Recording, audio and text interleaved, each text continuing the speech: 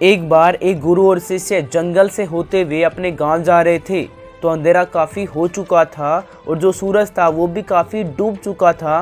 तो शिष्य ने अपने गुरु से कहा कि गुरुजी, काफ़ी रात हो चुकी है और सूरज भी पूरी तरह से डूब चुका है, तो बेहतर यही होगा कि आज की रात यहीं आसपास के गांव में गुजारे।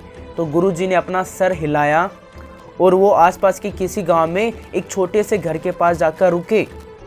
अब जैसे ही वहां गए तो गुरुजी के शिष्य ने दरवाज़ा टकटकाया। अब जैसे ही दरवाज़ा टकटकाया तो अंदर से एक गरीब आदमी बाहर आया। तो गुरुजी ने बोला, हम अपने गांव जा रहे थे, लेकिन रात होने की वजह से हमने इसी गांव में रुकने का सोचा, तो क्या आज रात हम आपके यहाँ रुक सकते हैं? ये सब सुनने के बाद उस गरीब आदमी ने गुरुजी और उनके शिष्य को अंदर बुलाया। अब जैसे ही गुरुजी अंदर गए तो उन्होंने देखा कि बहुत ही ज़्यादा गरीबी थी उस आदमी के घर में। तो गुरुजी ने पूछा कि तू काम क्या करता है? तो उसने बोला, मेरे पास बहुत सारी ज़मीन है। तो गुरुजी ने बोला, अगर तेरे पास बहुत सारी ज़मीन है तो फिर तू इस तरह क्यों रह रहा है? तो उस गरीब आदमी ने बोला, मेरे पास जो ज़मीन है वो किसी काम की नहीं है। गांव वाले कहते हैं कि वो बंजर ज़मीन है, वहाँ फसल नहीं उगाई जा सकती और वहाँ फसल उगाना बेवकूफ़ी है। तो गुरुजी ने बोला, फिर तेरा गुजारा किस पर होता है? तो उसने बोला, मेरे पास एक भैंस है जिस पर मेरा पूरा घर चलता है। ये सुनने के बाद गुरुजी सो जाते हैं और रात को जब सब लोग सो रहे थे तो गुरुजी अपने शिष्य को उठाते हैं और उस गरीब आदमी की भैंस को उठाकर अपने गांव चले जाते हैं। तो शिष्य अपने गुरु से पूछता है कि गुरुजी, आप कहीं गलत तो नहीं कर रहे हैं ना? उस गरीब आदमी की रोजी रोटी इसी भैंस की वजह से तो चलती है। तो गुरुजी अपने शिष्य की तरफ देखते हैं और मुस्कुराते हुए आगे बढ़ जाते हैं। उस बात को तकरीबन 10 साल गुजर जाते हैं और जो गुरु का शिष्य था वो अब बहुत बड़ा गुरु बन चुका था।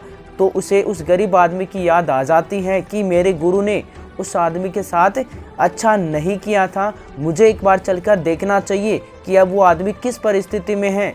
तो वो शिष्य उस गांव की तरफ जाता है और जैसे ही पहुंचता है तो देखता है जिस जगह पर गरीब आदमी का झोपड़ा था वहां पर एक बड़ा ही आलीशान महल बन चुका था और उस झोपड़े के बाहर जो बंजर ज़मीन थी उस पर फूल और फलों के बगीचे थे।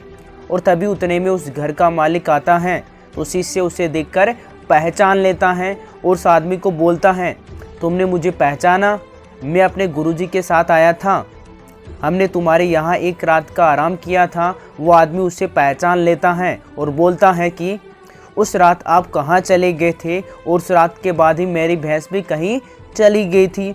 मेरे पास कोई रास्ता नहीं था तो मैंने अपनी ज़मीन पर मेहनत की और काफ़ी मेहनत के बाद फसल निकल आई और आज मैं इस गांव का सबसे बड़ा और सबसे अमीर आदमी बन चुका हूँ। ये सब सुनने के बाद शिष्य की आंखों में अपने गुरुजी के लिए आंसू आ गए और उसे ये बात अब समझ आई तो और वो रोने लग गया था।